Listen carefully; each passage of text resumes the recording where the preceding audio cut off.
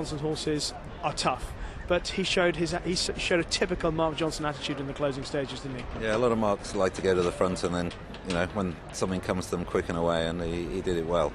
Kevin was very pleased with him. Obviously he's improved from last year and he won his comeback race. Has he been a horse that Mark has thought a lot of? Yeah, I think Mark's always thought a lot of him, and we didn't do too much with him last year. Kieran Fallon, who rode him at Goodwood, said, he said his advice would be to put him away for the year, and he said this will make a really nice 3-year-old. So, any big plans at all? Well, the plan was really to go for next week's race at Haydock, the Silver Bowl, but at the moment he was on a mark of 84, so we really needed to run him. You've got to be around 90, high 80s anyway, to get into that race. So we'll see how he comes out of it, and if the ground's soft, I would think he may well go there if he's okay. Just looking at the way he raced and his pedigree, it looks like he might well get 10 furlongs.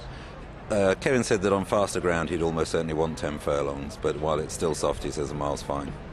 Peter, what are you up to now? What are you keeping yourself busy with at the moment? Well, we're doing a lot of work over on the studs. We're developing a second stud over there. We've got a stud for what I call an owner breeder stud, and we've got a commercial stud that we're building and developing, and I'm doing a little bit of property development, so I'm managing to keep myself busy. And there's also a book in the offing as well?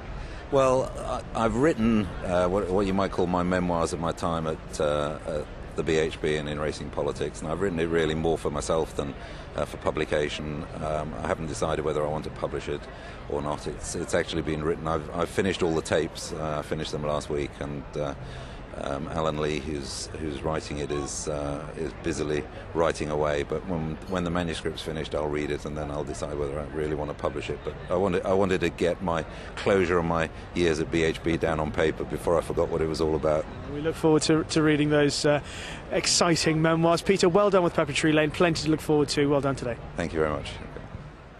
Result of the 225 at Newbury, the Paddypower.com Carnarvon Stakes. King's 8 Prince, the winner under Richard Quinn at 10-1, just got up to beat Assertive, the 9-4 favourite. Strike Up the Band at 10-1 was third, and all 10 ran. There was quite an interesting one in there, the lesser fancied of the John Gosden pair, Racer Forever.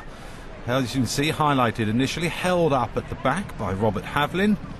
And as the race unfolds, most of the jockeys appear to be fairly hard at it. Racer Forever still seem to be going relatively well, but no run appears at any stage, or doesn't appear to appear, and the jockey seems to accept that quite rapidly. And the horse, under not particularly vigorous handling, then stays on again in the final furlong to finish 6th, and gives the impression that he'll be all the better for this seasonal reappearance. And a foster mare is urgently required for a 3-day-old foal. Please contact Mrs. Duffossey or Dufossey. It's 01963 370 422, and that's in the Dorset, Wiltshire, Somerset, Hampshire areas. If you can supply a foster mare, please contact at that number. The better your source, the better your information, the better your chance of winning. Racing Post, the horse's mouth. They're at the posts for the 235 at Nottingham, which is a Class 5 3-year-old handicap over 6 furlongs. 13 of them go.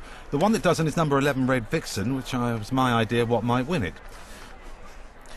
Headed by Smile for Us, Blinkered, drawn 11 Brian Riley, Roman Quest, drawn 13 Mickey Fenton, Sunderland Echo, drawn 7 Stephen Donahoe, who claims 5, Squadron Leader, drawn 2 Shane Kelly, Juicy Babe, drawn 9 Fran Ferris, Bobby Rose, drawn 6 Dane O'Neill, Like Mozart, drawn 3 Eddie Ahern, Ours, drawn 12 Adam Kirby, who claims 3, Immaculate Red, drawn 8 Salim Golem, who claims 3, Buzzin' Boise, drawn 14 Jean-Pierre Guillambert, Express Boy, drawn 10 Paul Edery, Shop Fitter, Blinkered, stall 5 Hayley Turner, and Joking John, drawn 1 Leanne Kershaw, who claims 5.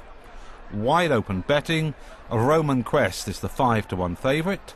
It's 13-2 Sunderland Echo, 7-1 Buzzin' Boise, 15-2 Ours, 8-1 Smile for Us and Like Mozart, 9s from 11s Bobby Rose, at 10-1 Squadron Leader, 20 Juicy Babe and Immaculate Red, 25-1 Express Boy, and it's 50-1 the other pair who are well out of the handicap.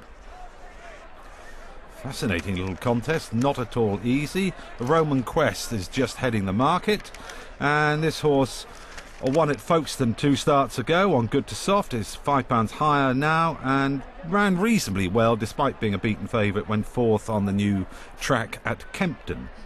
Smile for Us is one of several front runners, had been disappointing until making all at Yarmouth. It's gone up £9 for that and might be quite tricky for this horse to gain an unchallenged lead on this occasion, especially when you've got horses like Sunderland Echo, who made all when winning at Pontefract and ran better than it looks when 9th of 16 at Newcastle last time when racing on the wrong side of the track. There's several others to consider. Juicy Babe appeared to run well on her debut at Newmarket last year, but the form's not worked out and she hasn't done anything since.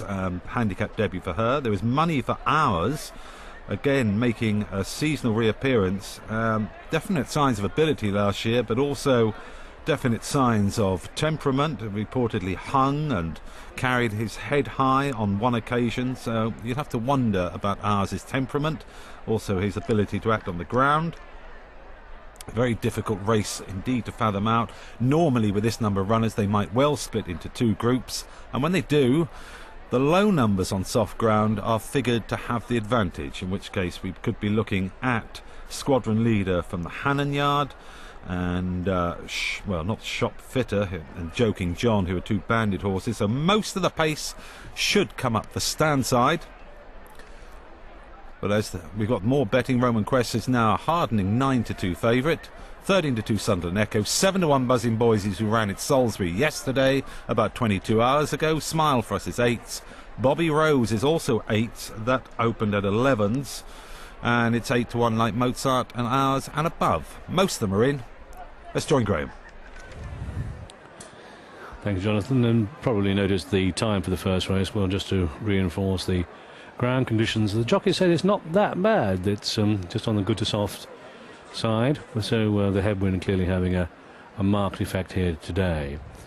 Favourite horses, Roman Quest drawn 13, Buzzing Boise 14. That's on the left as we look at them.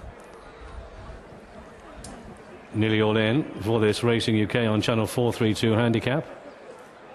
Stall 6 yet to come forward. Bobby Rose looks as if that'll be the last to load. Buzzing Boise into 14. That's getting a bit excited. They're off.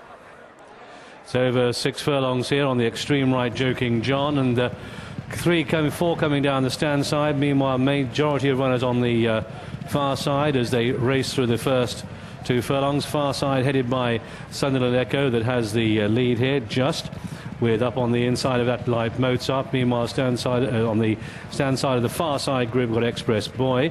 And meanwhile, right on the stand side, Roman Quest, Buzzing Boise, and Smile for Us and Hours, the quartet on the left. They come halfway then, and it's Sunderland Echo in the black and white colours, horse with a big white face, with the overall lead. 2 in second place looks like Express Boy, like Mozart. Far side in front, coming with a run now is Shop Fitter. In behind horses with a yellow cap, Bobby Rose is finding a position now. Immaculate Red on the outside of these. They're inside the final quarter mile now. The stand side headed by Budding Boise and Roman Quest, who's under pressure. They come down towards the final furlong marker, and Sunderland Echo flown clear of the group on the far side and looks in overall command. Finishing with a rare rattle is Bobby Rose. Low numbers have it here, and by a mile, and it's Sunderland Echo in a clear advantage here to Bobby Rose in second, like Mozart for third, and then Squadron Leader for fourth. Far side had it, and that was Sunderland Echo, the clear-cut winner of our 235 at Nottingham. Just about everyone's favourite horse, Sergeant Cecil, about to run here in the Yorkshire Cup. His trainer Rod Millman is with us now. Rod, when he ran at Newbury, it was clear to most people who looked at the horse that day that he'll come on for it. How much has he come on for it? Well, he surprised me when he ran. I mean, he ran a great race, didn't he, really? Yes, he's obviously come on. I mean, he's fit to do his self-justice today, but the only worry is the grain. Last time he ran on grain this soft, he got beat off 63. But we didn't blame the grain when he was beaten, OK? Rod, the other thing as well that I'm slightly concerned about supporting him today is the fact that horses aren't coming from off the pace, and he's probably best just held up and weaving through late on, isn't he? Well,